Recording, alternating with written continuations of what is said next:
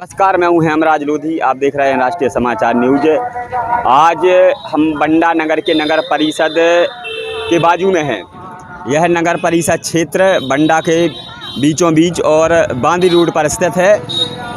यहां पे मंडी की बाउंड्री है और सामने कांग्रेस विधायक तरवर सिंह लोधी का कार्यालय है, जो बंडा विधानसभा से कांग्रेस के विधायक हैं। और इसी बीच जो नगर परिषद है, नगर परिषद के जो कर्मचारी हैं वो सामूहिक हड़ताल पर बैठे हुए हैं। आपको बोर्ड दिख रहा होगा, अखिल भारतीय सफाई मजदूर यूनियन। इन्होंने पहले भी मांग को उठाया था और उसमें काफ़ी नारेबाजी की थी। नारेबाजी के बाद सीएमओ महोदय वापस बाहर आए थे। उसके बाद इन्होंने ज्ञापन लिया था। उस दौरान इनके और भी वरिष्ठ जो संगठन के पदाधिकारी हैं वो भी यहाँ आए हुए थे और शांतिपूर्ण तरीके से अपनी मांगें मनवाने का इन्होंने निवेदन किया था, लेकिन इनका कहना है कि उन मांगों पर कोई विचार नहीं किया गया। इसके बाद ये संगठन भोपाल स्तर पर पहुंचा, जहां से मध्य प्रदेश सरकार में मुख्यमंत्री श्री शिवराज सिंह चौहान के पास भी ये लोग गए हैं, जहाँ पर कुछ मांगों को माना गया। लेकिन इनका कहना है कि जो 4 मांगें मानी गई हैं वो 4 मांगें इन मजदूर जो अखिल भारतीय सफाई मजदूर यूनियन की हैं वो इनके हक की नहीं हैं। हम आपको इनसे सीधा ही संवाद करेंगे। सबसे बड़ी बात तो ये है कि करीब 1 महीना विधानसभा चुनाव को लेकर के है और इस 1 महीने के पहले लगातार इस प्रकार के धरना प्रदर्शन आंदोलन कहीं ना कहीं भाजपा सरकार के लिए ये दुख की घड़ी या दुख में साबित हो सकता है, या गलत तरीके से इस वोट बैंक को बदला जा सकता है। क्योंकि इस तरीके के आंदोलन अगर होते हैं तो निश्चित ही भाजपा सरकार के जो प्रत्याशी हैं, जो भाजपा से चुनाव लड़ रहे हैं, उनका वोट प्रतिशत कम हो जाएगा। क्योंकि मैंने पहले भी देखा है, जो प्रशासनिक अधिकारी होते हैं, कर्मचारी होते हैं, उनका भी वोट बैंक का एक बहुत बड़ा महत्व होता है। और जिस तरह वो लाडली बहनों के लिए लगातार उनका समर्थन कर रहे हैं मुख्यमंत्री जी, उसी तरह ये कर्मचारी भी हैं जो सुबह से उठ कर के जब हम लोग बिस्तर में होते हैं उस दौरान ये घर से निकल कर के सफाई का काम करते हैं, तब जा कर के क्षेत्र और नगर में सुंदरता और स्वच्छ वातावरण महसूस होता है। लेकिन आज वो खुद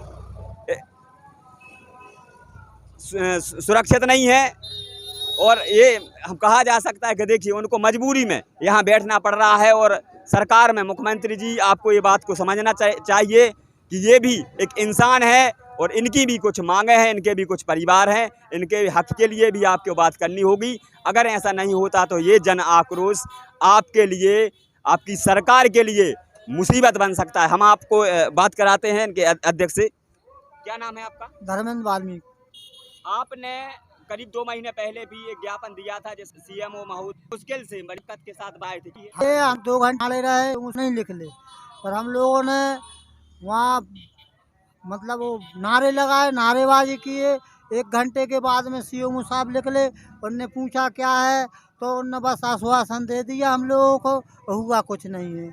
आज ये बताइए, हम लोग गरीब आदमी हैं, हम लोग अब ये लोग शिक्षा प्राप्त करो, 8,000 में हम लोग क्या शिक्षा प्राप्त करें? बच्चों को पढ़ाएं कि खाना पीना खिलाएं कि दुख बीमारी में लगाएं पैसे? बताइए।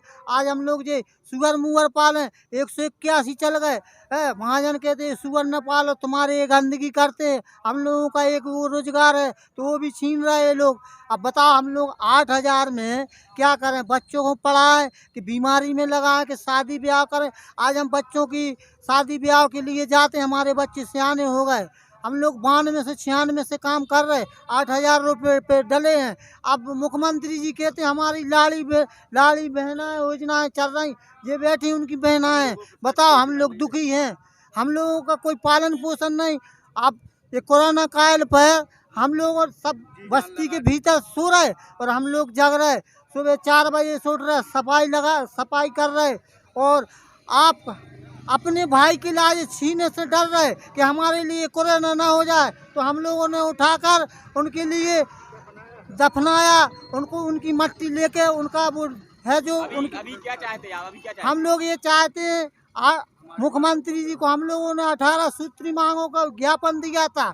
मुख्यमंत्री ने बोला कि भाई तुम लोगों की ये बिंदु कम करो तो हम लोग इस पर कोई ध्यान देंगे। तो हम लोग गए तो 18 सूत्री से हम लोगों ने 8 सूत्री मांगे की। 8 सूत्री के बाद में इनने बोला कि हमें 15 दिन का समय दीजिए, आप 15 दिन के अंदर हम आपका कुछ न कुछ निराकरण करेंगे। 15 दिन बीत गए, उसके बाद में हम लोगों का कुछ नहीं किया मुख्यमंत्री जी ने। आप जानते हैं अभी 1 माह बाद विधानसभा का चुनाव है, यहाँ से भी जो है प्रत्याशी भाजपा ने नाम निर्धारित कर दिया है, चिन्हित कर दिया गया है। इस तरह का तरीके से अगर मुख्यमंत्री जी आपकी मांग नहीं मान रहे हैं तो आप लोग मतलब आगे क्या कदम उठाने वाले? आगे ये रहेगा कि हम लोग अभी हड़ताल पे बैठे, ये हड़ताल नहीं टूटेगा जब तक हम लोगों की मांगे पूर्ण नहीं होंगी। चाहे हम लोगों को मरना होगा तो मरेंगे, जल जाएंगे यहाँ पर, लेकिन हम लोग आंदोलन पे रहेंगे।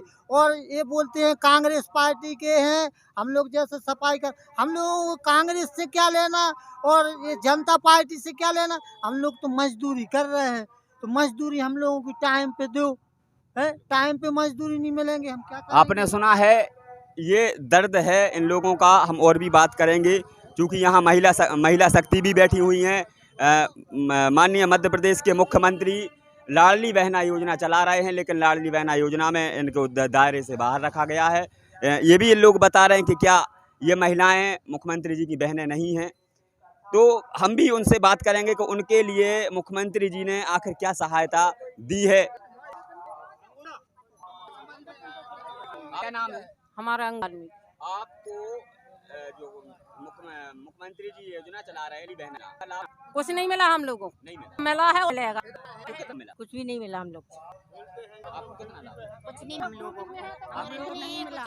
आपने बताया लाडली योजना लाभ इनको नहीं है, क्योंकि ये सर्विस इनको बताया जाता कि ये शासकीय कर्मचारी के दायरे में आते हैं। लेकिन सही बात यह है कि इनकी जो तनख्वाह है उतने तनख्वाह में कुछ नहीं हो सकता। आइए हम और भी बात करते हैं। अब हमारे बीच में और भी युवा साथी हैं। आपका क्या नाम है? सोनू वाल्मीकि।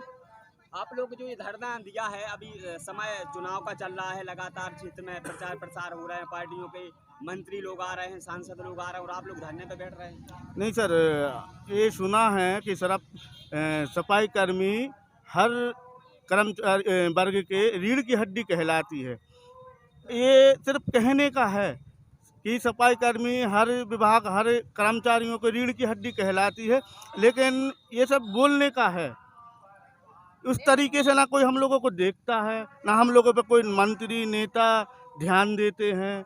इसलिए आज हम लोगों को बहुत ग्रस्त होकर आज ये अनशन पे बैठने के लिए इतनी भारी धूप में आप सब लोग हो की मदद करने के लिए आया है। आप नगर परिषद अच्छे अधिकर्मी हैं, इन लोग कौन के लिए आपकी सुन कौन आया? ना आप आया है, ना मंत्री ना कोई आने के बाद बड़े नाम भी नहीं आए हैं, ना हम लोग ऐसी धूप में बैठे हैं। धरना विधायक कार्यालय से ही पड़ता, और ऐसे धरना प्रदर्शन अगर ये लोग अपनी मांगे मनवाने के लिए बैठे हैं तो क्षेत्रीय विधायक को भी यहाँ चाहिए, क्योंकि ये विधानसभा क्षेत्र के निवासी कर्मचारी हैं। विधायक को आना चाहिए, समझना चाहिए, और जो भी सरकार से मांगे हैं उनमें उनको सहयोग भी चाहिए। तो ये दूंगा करेक्ट इनके मानव की हर सदस्य एक पर होता है, तनख्वाह में होता है। आप लीजिए बड़े बड़े आधिकारी एकदम अच्छी तनख्वाह हैं, वो एक बैठ के करते कर्मचारी जो जमीन जिस रेट के चलना होता है, जमीन चल तब के सब होती है। इसलिए इतना ही, नमस्कार।